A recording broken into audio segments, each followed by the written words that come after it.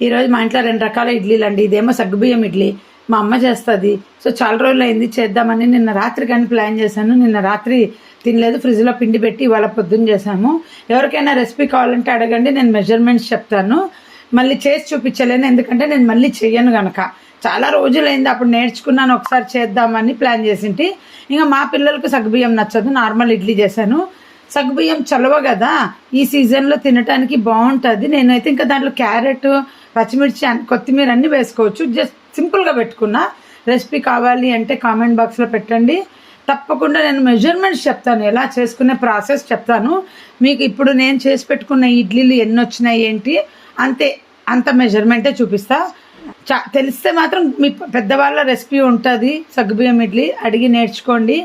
బాగానే ఉంటుంది. రెగ్యులర్ ఇడ్లీ అయితే అంటే రుబ్బుకునేది, ఇది ఇన్స్టెంట్ అంటే రాత్రి తడుపుకోవడం, పొద్దున పెట్టుకోవడం అనమాట.